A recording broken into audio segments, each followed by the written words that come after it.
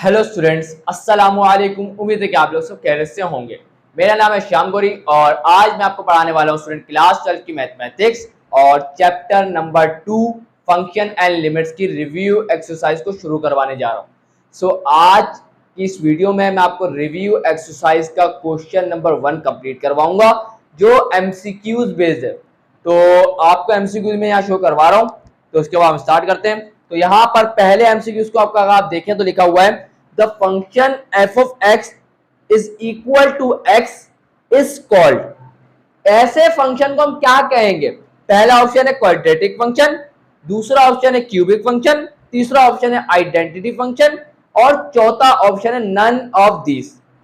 आपको पता है ना क्या लिखा हुआ है? F of X is equal to X, F of X is equal to X. अगर x की पावर 1 होती है तो हम कहते हैं वो फंक्शन क्या है? लीनियर। अगर x की पावर 2 होती तो हम क्या बोलते हैं? Function quadratic. अगर x की पावर 3 होती तो हम फंक्शन को क्या कहते हैं? क्यूबिक। तो ये बात तो जाहिर हो गई कि पहला वाला ऑप्शन जो लिखा हुआ है क्वाड्रेटिक गलत हो चुका है। बी वाला ऑप्शन जो क्या है क्यूबिक, वो भी गलत हो चुका है। अगर हम देखें तो ये फंक्शन असल में क्या है? लीनियर है। क्या है? लीनियर फंक्शन है। लेकिन अगर आप ऑप्शन में देखें तो आप बोलेंगे सर लीनियर तो है ही नहीं, इसका मतलब नन ऑफ दीज ही इसका करेक्ट आंसर होगा। लेकिन याद रखें आइडेंटिटी फंक्शन भी करेक्ट आंसर है। क्यों? क्योंकि इस वजह से क्योंकि जब आप x की वैल्यू 1 डालेंगे तो f ऑफ x की वैल्यू भी क्या आएगी? 1। फॉर एग्जाम्पल आपने क्या किया? f ऑफ 1 निकाला, f ऑफ 1 क्या आएगा? x की जगह 1 आ जाएगा। तो जो x की वैल्यू डाली और जो f ऑफ 1 की वैल्यू आई वो दोनों क्या है? सेम। इसी तरीके से x की वैल्यू 2 डालेंगे तो f ऑफ x की वैल्यू भी 2 आएगी। x की वैल्यू 3 डालेंगे f ऑफ x की वैल्यू भी क्या आएगी? 3। तो जिस वजह से हम कहेंगे कि this is an identity function. Option number C is correct. तो पहले वाले का हमारे पास ऑप्शन सी क्या होगा? करेक्ट होगा। चले बात करते हैं सेकंड की। तो आप सेकंड वाला देखें, आप क्या लिखा हुआ है? The set x such that x belong to real numbers can be written as। अब हमें बताया जा रहा है कि सेट बिल्डर नोटेशन है जिसको हम लिखते हैं कि x such that x belong करता है रियल नंबर से। सही है। तो अब बताओ इसको हम कैसे लिखेंगे? आगे रुक जाए, और क्या कुछ और लिखा हुआ नहीं? तो अब वो बोल रहे हैं इसको कैसे लिख सकते हैं हम लोग? इंटरवल्स की फॉर्म में। आपको मैंने बताया था इसको हम लिखते हैं negative infinity comma positive infinity. इसको हम इंटरवल्स में ऐसे लिखते हैं, ओपन इंटरवल लगाएंगे नेगेटिव इंफिनिटी से लेके पॉजिटिव इंफिनिटी तक। तो ऑप्शन देख लेते हैं कहां लिखा हुआ है। ऑप्शन नंबर सी क्या होगा? करेक्ट। तो यहां पर ऑप्शन नंबर सी करेक्ट होगा। चलिए ऑप्शन थर्ड वाले एमसीक्यू को देखें तो क्या लिखा हुआ है कि क्लोज इंटरवल में लिखा हुआ है। मैं लिख देता हूं, आपको तो नजर आ रहा है। ये क्लोज इंटरवल में लिखा हुआ है 3,5 और इसके बाद माइनस ओपन इंटरवल में लिखा हुआ है 3,5। तो वो बोल रहे हैं इस इंटरवल में से इस इंटरवल को माइनस करेंगे तो क्या बचेगा? हमने बोला यार ये क्या बच्चों वाली बातें हैं। तो आए जरा देखते हैं। तो यहां पर आ गया हमारे पास रियल लाइन। अब इस रियल लाइन पे इसको बनाएंगे तो क्या होगा? सिंपल सी बात है, यहाँ कहीं 3 होगा और यहाँ कहीं क्या होगा? 5 होगा। 3 पे क्या है? Close interval. 5 पे क्या है? Close interval. इसके मुताबिक आ गया। इसके बाद इस वाले इंटरवल के मुताबिक क्या है? 3 के ऊपर ओपन इंटरवल, 5 के ऊपर क्या आ गया? Open interval. तो इस वाले इंटरवल में से इस वाले इंटरवल को माइनस कर देंगे तो सारी वैल्यूज, बीच में आने वाली सारी वैल्यूज क्या हो जाएंगी? कैंसल, खत्म। तो सिर्फ बच क्या जाएगा? आपको पता है ना इसके अंदर इसका क्या मतलब है? इसमें 3 भी इंक्लूड है, 5 भी इंक्लूड है, लेकिन इसमें 3 इंक्लूड नहीं है, 5 इंक्लूड नहीं है। तो 3 और 5 के दरमियान के नंबर इसमें भी है, 3 और 5 के दरमियान के नंबर इसमें भी है। सेम चीजें कट जाएंगी तो सिर्फ हमारे पास 3 और 5 बच जाएगा। तो हमारे पास बच जाएगा 3,5। तो ये वाला थर्ड वाले के अंदर कौन सा ऑप्शन में लिखा हुआ है? देखते हैं। थर्ड वाले में लिखा हुआ है ऑप्शन नंबर डी क्या होगा? करेक्ट। ऑप्शन नंबर डी क्या होगा? करेक्ट होगा। आगे बढ़ते हैं। चले भाई फोर्थ एमसीक्यू देखें तो आपको क्या नजर आ रहा है? लिखा हुआ है a function F of let R is equal to, हमारे पास है करली ब्रैकेट x कॉमा y। तो मैं लिख देता हूं यहां पर क्या है? r इज इक्वल टू हमारे पास क्या है? करली bracket x comma y such that कि जो ये x कॉमा y है ये बिलोंग करते हैं किससे? रियल नंबर से, और जो बोल रहा है कि y जो है ना वो 5 है, y क्या है 5 है। तो अब बताओ जो ये ऑप्शन हम आपको दे रहे हैं इनमें से कौन सा ऑप्शन करेक्ट है। बहुत इजी है, हम लोग क्या करेंगे इस x कॉमा y के अंदर y की वैल्यू को इन करवा देंगे। y हमारे पास क्या है 5, तो ये बन जाएगा x कॉमा 5, x कॉमा 5। अब आपको पता है ना x की वैल्यू कुछ भी हो सकती है, x की वैल्यू, क्योंकि यहां बता रहे हैं ना x और y दोनों ही रियल नंबर से बिलोंग करते हैं, सही है। तो यहां पर x की तो कोई भी वैल्यू आ सकती है क्योंकि इसमें तो बताया नहीं है। तो x1 भी हो सकता है, x5 भी हो सकता है, x100 भी हो सकता है, कुछ भी हो सकता है। तो x can be any real number, तो x की जगह मैं रियल नंबर को भी लिख सकता हूं, ऐसा ही है। लेकिन ऑप्शन में तो ये नजर ही नहीं आ रहा, ऑप्शन में नजर नहीं आ रहा। ऑप्शन में क्या नजर आ रहा है, ऑप्शन में नजर आ रहा है पहला सेट ऑफ रियल नंबर्स, छोड़ दे इसको। दूसरा, दूसरा क्या है, दूसरा हमारे पास 5 है, सिर्फ 5, ऐसा पॉसिबल है नहीं है। आगे बढ़ते हैं, सी नल सेट, ये भी पॉसिबल है नहीं है।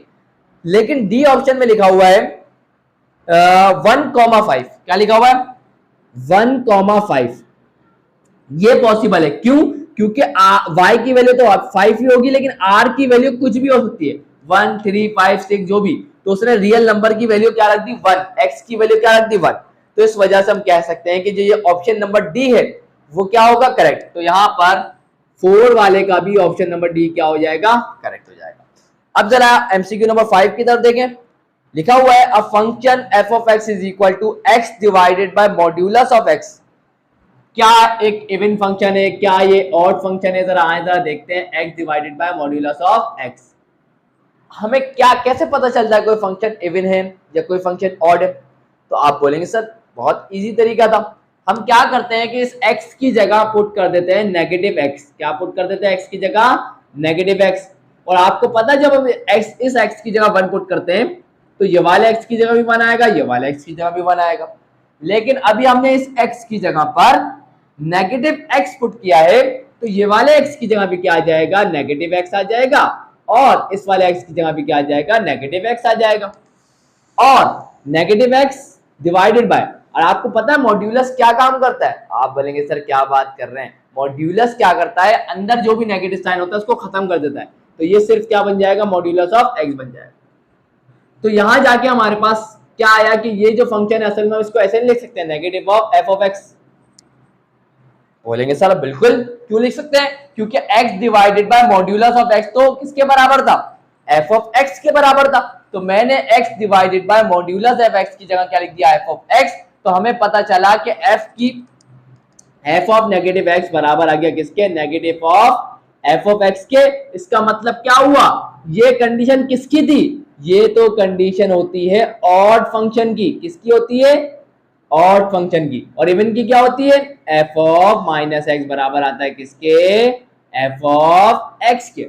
अगर पॉजिटिव ही आएगा तो इवन होगा, नेगेटिव के साथ आएगा तो ऑड होगा। तो इसका मतलब वो ऑप्शन करेक्ट होगा जिसमें लिखा हुआ होगा ऑड फंक्शन। तो जरा देखते हैं ऑप्शन में क्या लिखा हुआ है।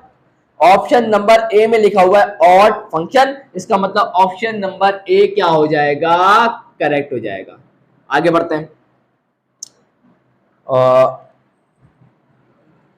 चले भाई छठे वाले को अगर आप देखें तो लिखा हुआ है if f of x is equal to 4 की power x then f of x plus का 1 माइनस का f of x किसके बराबर होगा।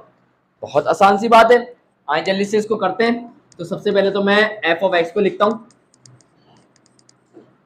तो f of x हमारे पास क्या है, सवाल में गिवन है क्या है f of x is equal to क्या है 4 की पावर x, क्लियर। और f of x प्लस का 1 हमें क्या होगा, सिंपल सी बात है f of x प्लस का 1 क्या होगा, x की जगह 1 होता है तो ये वाले x की जगह 1 आता है।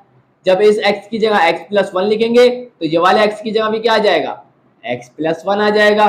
और इसको हम ऐसे नहीं लिख सकते क्या, कैसे 4 की पावर x इंटू 4 की पावर 1। आप बोलेंगे सर बिल्कुल लिख सकते हैं, कोई प्रॉब्लम नहीं है। अब सवाल ज़हन में आएगा सर क्यों किया आपने ऐसा, इसकी वजह अभी बताता हूं आपको। हमें क्या निकालने का बोला है, हमें निकालने का बोला है f ऑफ x प्लस का 1 माइनस का f ऑफ x किसके बराबर आएगा। एफ ऑफ एक्स प्लस के 1 की वैल्यू क्या है 4 की पावर x इंटू 4 की पावर 1।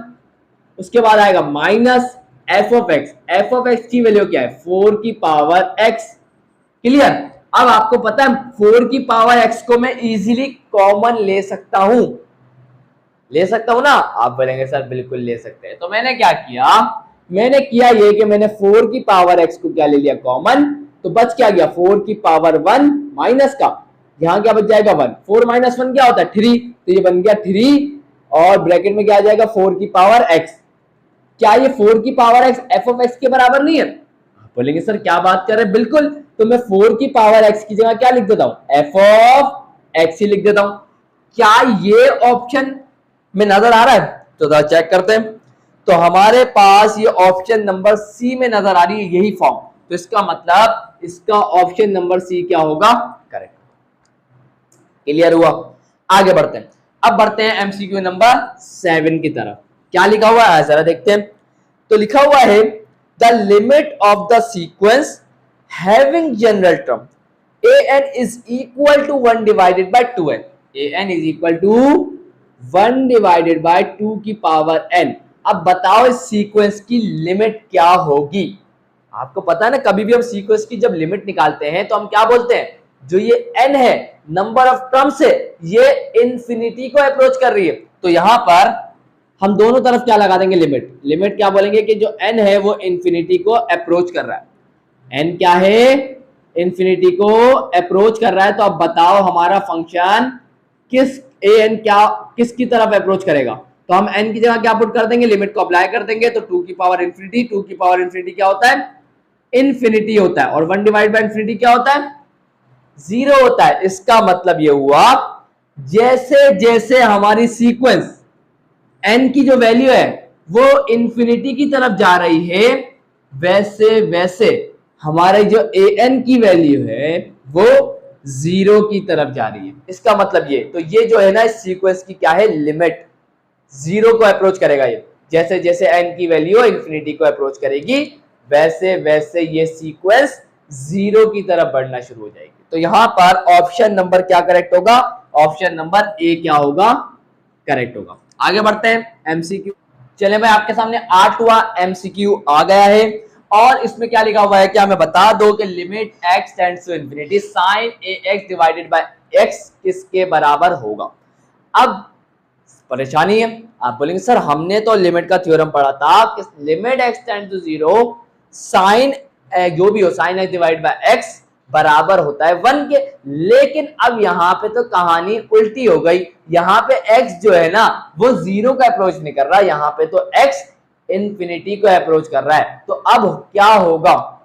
तो मैंने बोला भाई कोई मसले वाली बात नहीं है, जरा चेक करते हैं। x की जगह क्या पुट कर देंगे इंफिनिटी पुट कर देंगे, तो क्या हो जाएगा साइन a मल्टीप्लाई बाय क्या हो जाएगा इंफिनिटी डिवाइडेड बाय इंफिनिटी।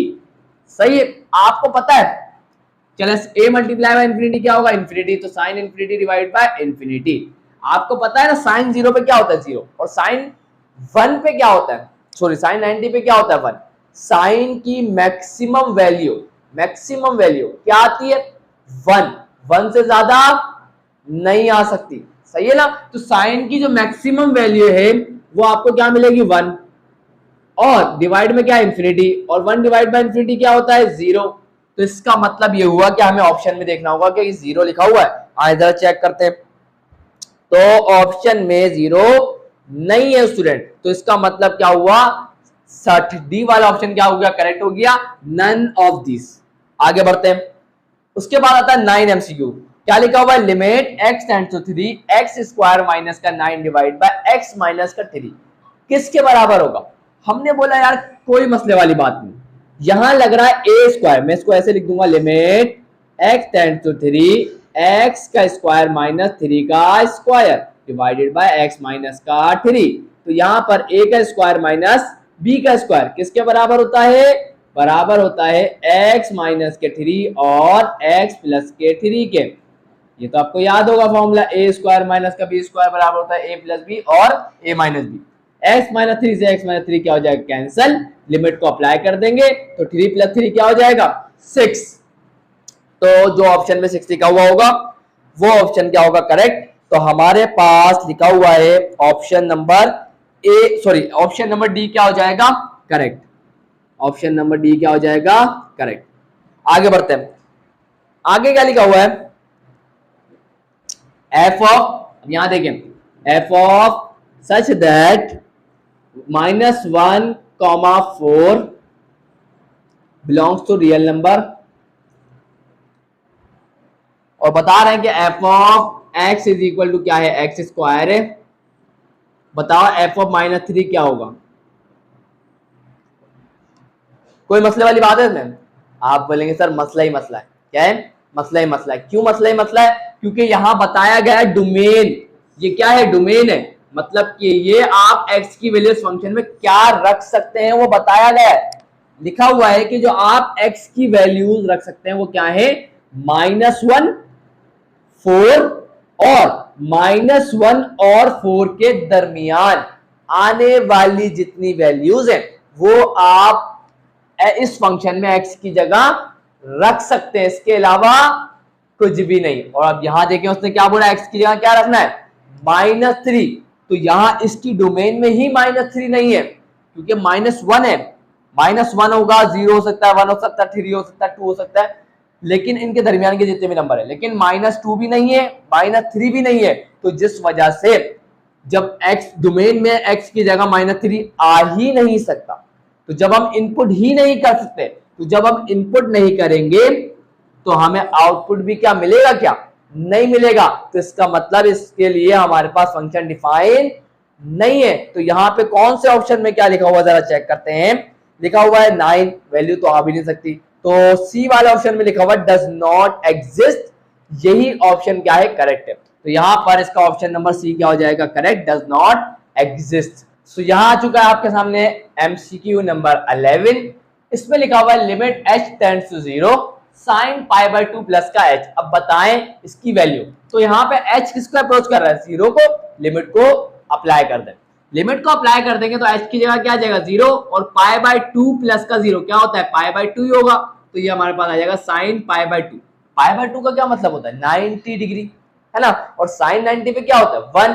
तो इसका मतलब ये हुआ कि हमारे पास वो ऑप्शन करेक्ट होगा जिसमें 1 हो। तो आज जरा चेक करते हैं। तो यहां पे लिखा हुआ 1 ए ऑप्शन में, इसका मतलब ए ऑप्शन क्या होगा, करेक्ट होगा। आगे बढ़ते हैं, अब आता है 12वां।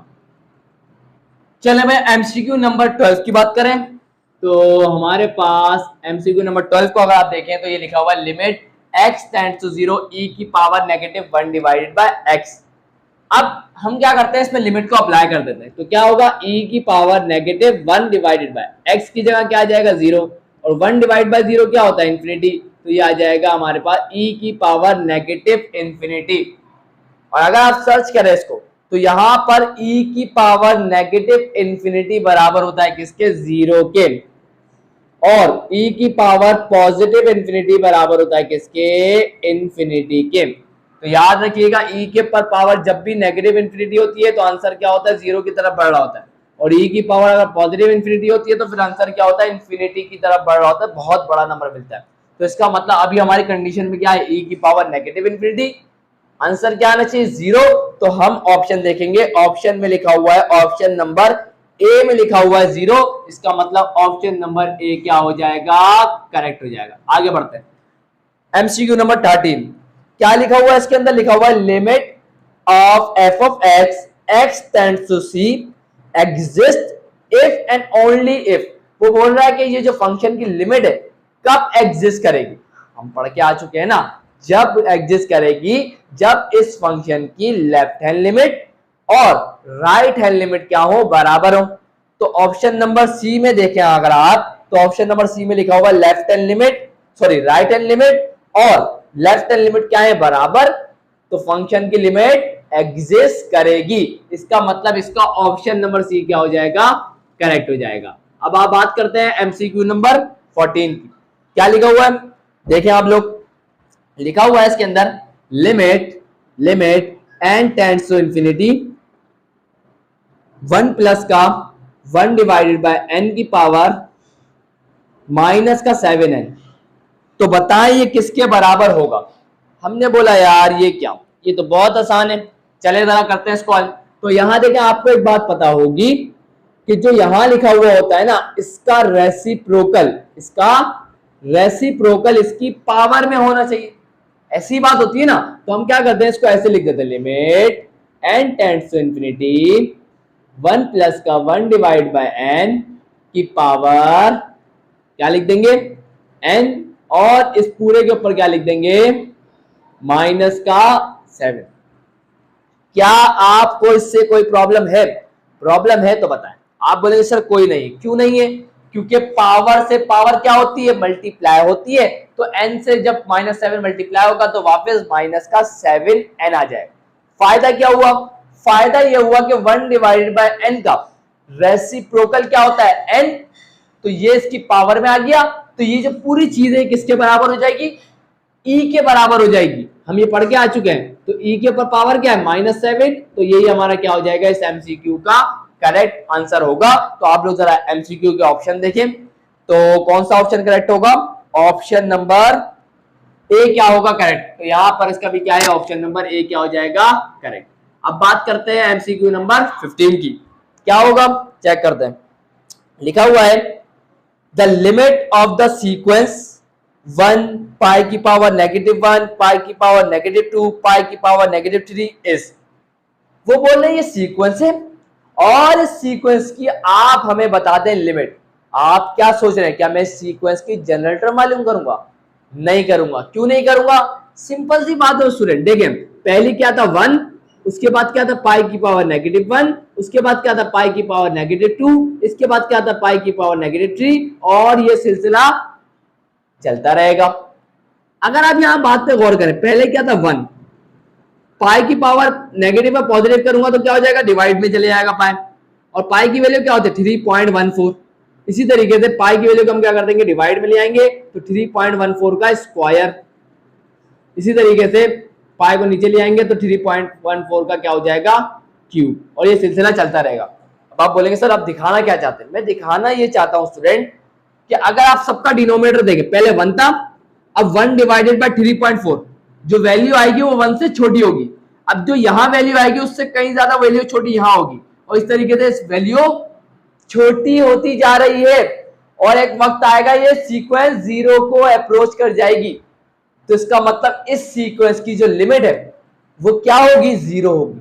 तो यहां पर हम देखेंगे ऑप्शन कौन सा 0 लिखा हुआ है, तो ऑप्शन नंबर डी क्या है, करेक्ट है, क्योंकि उसमें लिखा हुआ है 0। आए अब जरा बढ़ते हैं एमसीक्यू नंबर 16 की तरफ। क्या लिखा हुआ है जरा चेक करते हैं, आप जरा देखें। लिखा हुआ है which of the following represent parametric function. Parametric function क्या होता है? पैरामेट्रिक फंक्शन में पैरामीटर भी होता है। तो याद रखिएगा, दो फंक्शन को हम पैरामेट्रिक फंक्शंस कहते हैं जब उनमें आने वाला इंडिपेंडेंट वेरिएबल सेम होता है। आने वाला इंडिपेंडेंट वेरिएबल सेम होता है। तो अगर आप ऑप्शन नंबर सी को ध्यान से देखें तो क्या लिखा हुआ है, लिखा हुआ है x is equal to F of T. क्या लिखा हुआ है, x is equal to F of T, और क्या लिखा हुआ है, और जरा देखने दो मुझे भी, और लिखा हुआ है y is equal to G of T. तो दोनों के अंदर आने वाला इंडिपेंडेंट वेरिएबल, इस वाले फंक्शन का भी इंडिपेंडेंट वेरिएबल कौन है, t, इस वाले फंक्शन का भी इंडिपेंडेंट वेरिएबल कौन है, t। तो दोनों में आने वाला तो ये क्या कहलाएगा, पैरामीटर। क्या कहलाएगा, पैरामीटर। और ये दोनों क्या कहलाएंगी, पैरामेट्रिक इक्वेशंस। तो इस वजह से ऑप्शन नंबर सी क्या हो जाएगा, करेक्ट हो जाएगा। अब बात करते हैं एमसीक्यू नंबर 7 की। तो यहां स्टूडेंट आपके सामने आ चुका है एमसीक्यू नंबर 17। इसमें लिखा हुआ है कि आपके पास g ऑफ x गिवन है, दैट इज 3x प्लस का 2, और गॉस फंक्शन मतलब g of f of x हमारे को बताया जा रहा है x के बराबर है। तो अब बताओ कि f ऑफ 2 किसके बराबर होगा। तो बड़ा ही मजेदार एमसीक्यू है। तो एमसीक्यू है तो आए से बड़े ही प्यार से करते हैं। सबसे पहला काम, इस सवाल इस एमसीक्यू को पढ़ने के बाद आपको टेंशन नहीं लेनी, स्टार्ट करें।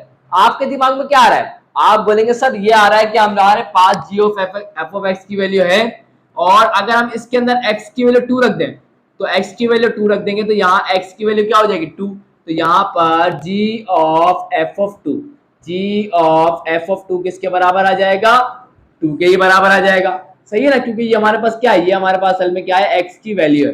तो हमने x पुट किया, जगह 2 पुट किया, तो यहाँ भी क्या आ जाएगा 2। अब हम क्या करते हैं, इस g ऑफ f ऑफ 2 का क्या मतलब है कि g फंक्शन में f ऑफ 2 को डाल दो। तो g फंक्शन में x की जगह क्या लिख देंगे, x की जगह लिख देंगे f ऑफ 2। तो क्या हो जाएगा, g आ जाएगा, x की जगह क्या आ जाएगा, x की जगह क्या आ जाएगा, f ऑफ 2। क्या आ जाएगा, f ऑफ 2। तो ये वाले x की जगह भी क्या आ जाएगा, f ऑफ 2, f ऑफ 2 आ जाएगा, और उसके बाद प्लस का 2। क्या g ऑफ f ऑफ 2 की वैल्यू है? बिल्कुल, क्या है, 2। तो ये आ गया 2, ये प्लस का 2 इधर आके क्या हो जाएगा, माइनस का 2, और ये आ जाएगा 3 ऑफ f ऑफ 2। प्लस का 2 माइनस का 2 क्या हो जाएगा, 0। यहाँ 3 मल्टीप्लाई हो रहा है, यहाँ के क्या हो जाएगा, डिवाइड। तो हमारे पास f ऑफ 2 क्या आ जाएगा, f ऑफ 2 बराबर आ गया किसके, 0 डिवाइड बाय 3 क्या होता है, 0। तो हमारे पास करेक्ट ऑप्शन निकल के आ गया 0। तो ऑप्शन चेक करें जरा, तो यहां पर किस ऑप्शन में 0 लिखा हुआ है, चेक कर लूं मैं भी। Option number C, option number C क्या हो जाएगा, करेक्ट हो जाएगा। तो आए जरा 18 वाले एमसीक्यू की तरफ बढ़ते हैं। बड़ा ही इंटरेस्टिंग है, ये भी बड़ा इंटरेस्टिंग है। क्या बोल रहे हैं जरा देखें, चले मैं आपको यहां दिखा देता हूं, तस्वीर देख लें आप लोग। उसमें लिखा हुआ है कि आपके पास ये रहा फंक्शन, क्या है, ये रहा फंक्शन।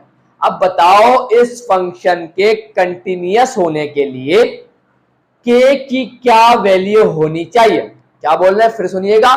इस फंक्शन को कंटिन्यूअस बनाने के लिए k की क्या वैल्यू होनी चाहिए, ये निकाल के बता दें।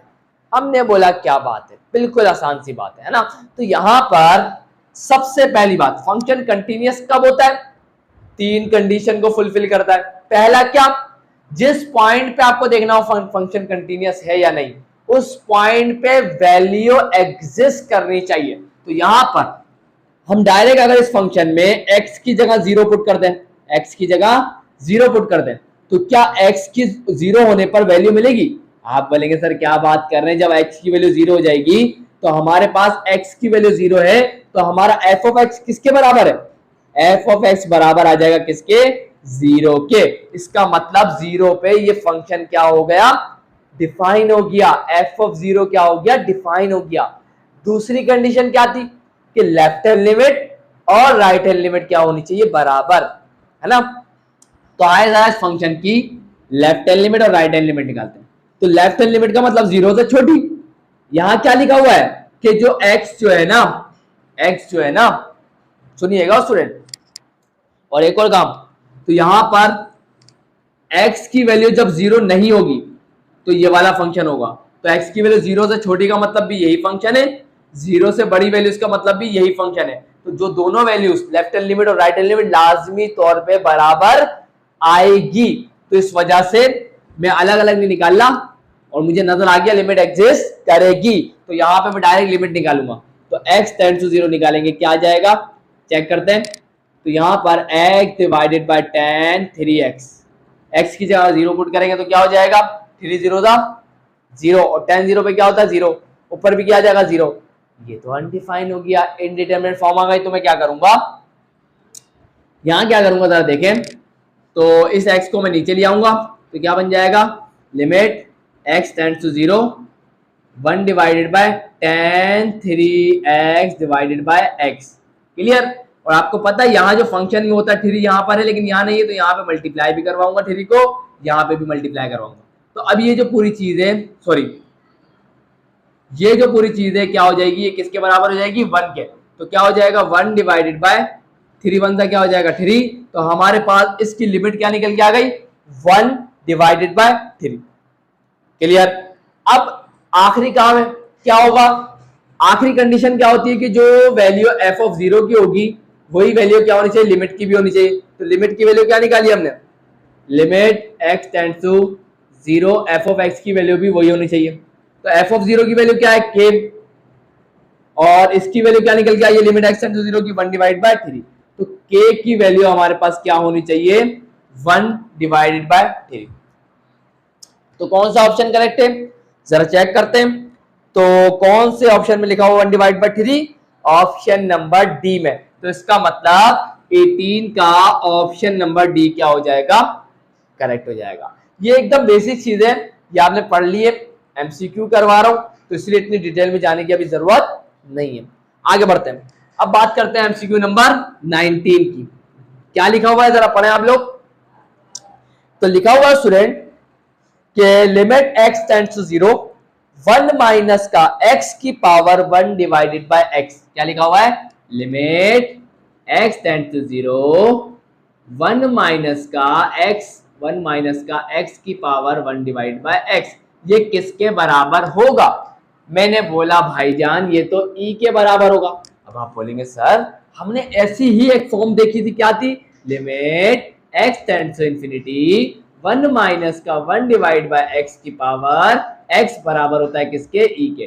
तो दोनों की ही वैल्यू क्या होती है, e के बराबर आती है। लेकिन फर्क क्या है, यहां पर x 0 है तो x ऊपर है, यहाँ x इंफिनिटी है तो x नीचे है। तो याद रखिएगा दोनों की ही वैल्यू क्या आती है, e। तो यहां पर ऑप्शन कौन सा करेक्ट होगा, तो जरा देखते हैं ऑप्शन नंबर सी क्या होगा, करेक्ट होगा। तो हमारे पास 19वें का ऑप्शन नंबर सी क्या हो जाएगा, करेक्ट। आगे बढ़ते हैं। सो यहां स्टूडेंट आपके सामने आज की इस वीडियो का लास्ट एमसीक्यू आ चुका है, एमसीक्यू नंबर 20। और आज हमने इस रिव्यू एक्सरसाइज के क्वेश्चन नंबर 1 को कंप्लीट कर लिया और इंशाल्लाह मैं कोशिश करूंगा कि जल्द अज जल्द रिव्यू एक्सरसाइज के क्वेश्चंस को कंप्लीट करवा दूं। सो आए जरा इसको देखते हैं अब। तो अगर आप इस एमसीक्यू नंबर 20 के ऑप्शंस को देखें तो आपको बोला गया था कि सेक शी इनवर्स एक्स की वैल्यू बता दें। तो हमने तो ये फॉर्मूला पढ़ा था कि ln ब्रैकेट 1 प्लस का अंडर रूट 1 माइनस का x square divide by x, लेकिन ये ऑप्शन में नजर नहीं आ रहा। इसका मतलब इसमें थोड़ा सा हम क्या कर देंगे, चेंजेस कर देंगे। क्या कर देंगे, एलसीएम को ब्रेक कर देंगे। तो एलसीएम को ब्रेक करेंगे तो 1 के डिनोमिनेटर में एक्स आ जाएगा अलग और अंडर रूट 1 माइनस का x square divide by x. तो हमने क्या कर दिया, एलसीएम को ब्रेक कर दिया और यही ऑप्शन हमारे को, ऑप्शन नंबर बी अगर आप देखें तो यही चीज हमें नजर आ रही है। इसका मतलब एमसीक्यू नंबर 20 का ऑप्शन नंबर बी क्या हो जाएगा, करेक्ट हो जाएगा। और यहां जाकर हमने आज रिव्यू एक्सरसाइज के क्वेश्चन नंबर 1 को कंप्लीट कर दिया। इंशाल्लाह नेक्स्ट वीडियो में आपको और भी क्वेश्चंस करवाऊंगा जल्द से जल्द। सो आज की वीडियो यहीं एंड करता हूं। वीडियो अच्छी लगी लाइक जरूर करिएगा, चैनल को सब्सक्राइब करके बेल आइकन प्रेस करके ऑल पे जरूर क्लिक करिएगा। सो मिलता हूं नेक्स्ट वीडियो में, तब तक के लिए अल्लाह हाफिज।